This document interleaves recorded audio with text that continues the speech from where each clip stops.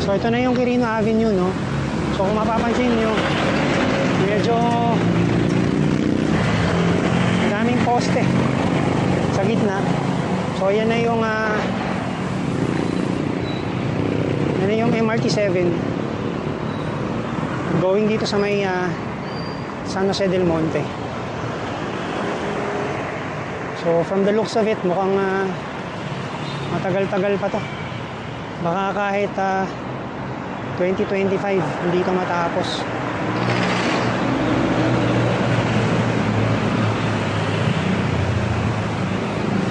Dito medyo challenging magbisikleta kasi makitid na yung kalsada dahil nga meron ng poste sa gitna. And then may mga truck pa na nakapark sa gilid. So far umaambon-ambon. So ngayon ay nakaka 45 kilometers na tayo.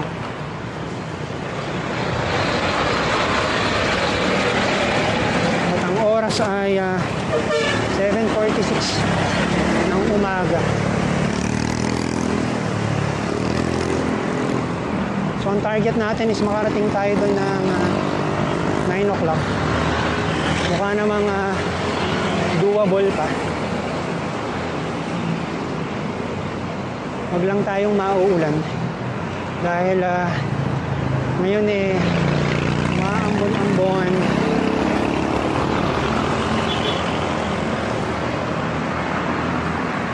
So sa part na to hindi pa traffic.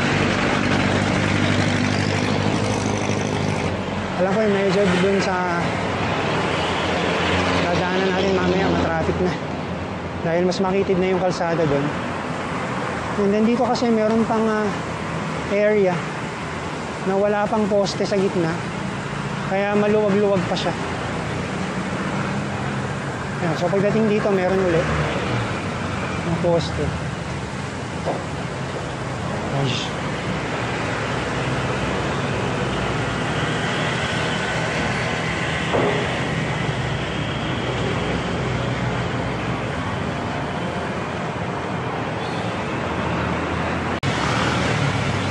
Actually, karamihan ng kung daan dito, kung part na to,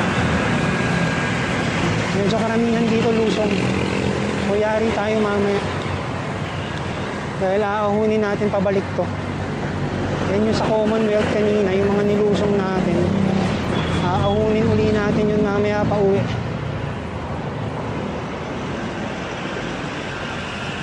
Sobrang dilim na rito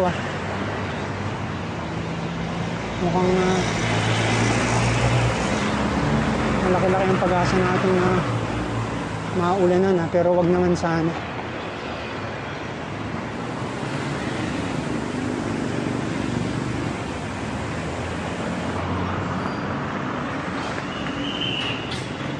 Amparo Village on our left. Ayan na mamaya. Pauwi natin matraffic.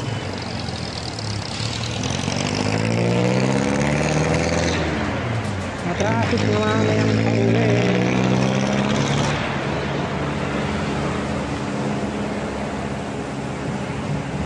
So thankfully, itong portion na to tuyo.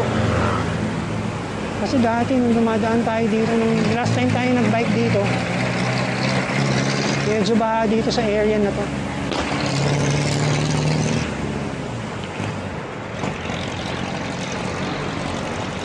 Malakas-lakas na yung ambon Kailangan natin kumaripas.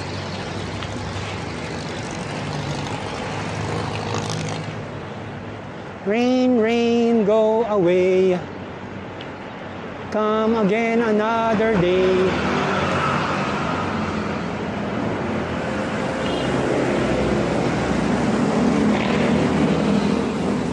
Itong part na ito. Salubungan, counterflow.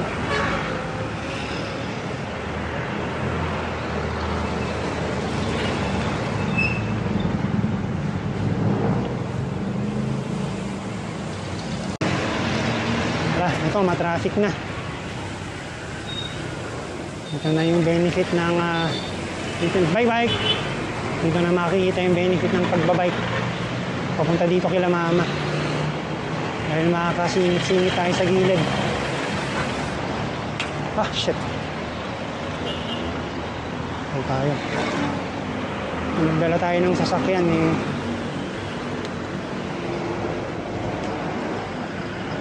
Heads tayo. Ay tayo sa traffic.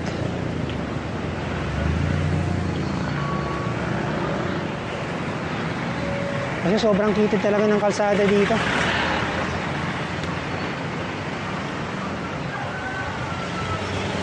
Ayan. Paano kaya kalayo itong traffic natin? Mukhang kahit tayo hindi na makakasingit dito.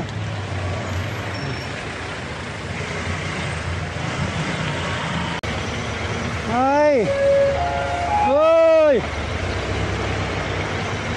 Talaga bang kasya ka dyan?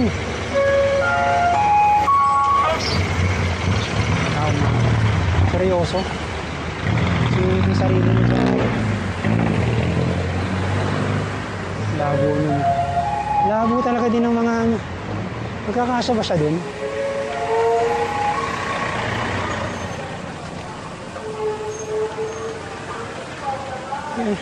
Nakasingit man siya. Isang sasakyan lang yung masisingitan niya. Bike! Bike! Excuse me po. Ayan na. Ayan na nga yung mga traffic ko. Grabe. Hindi ng traffic. Baka na makakapit tayo ko rin doon.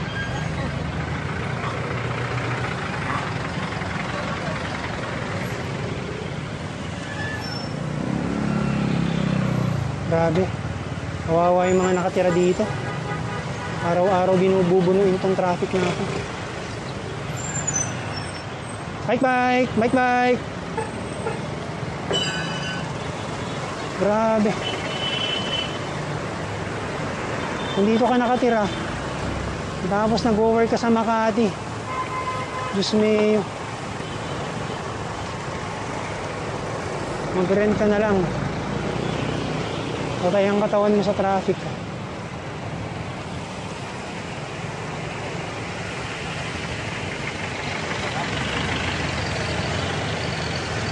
Hanggang saan kaya ating traffic na ito?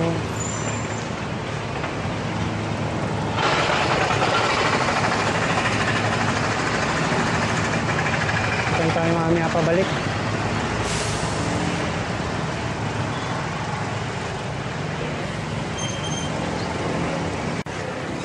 Wow! Grabe talaga ang katrapikan. Unahin natin ano. Yung gilid eh, hindi maganda yung kalsada. Kailangan natin kumaripas para hindi tayo maabusinahan. Grabe, tingnan nyo yung sa kabila, ang traffic. Woo! Tapos ang pangit pa ng kalsada. Traffic na nga, ang pangit pa ng kalsada. So saan ka pa? Saan ka pa lalagay? Thank you na lang. Thank you po Lord. At least hindi umuulan. Sana po hanggang mamaya wag umulan. Okay lang tayo sa traffic. Ayan, dito wala na. Wala nang traffic dito. Kasi wala nang mga poste-poste dito.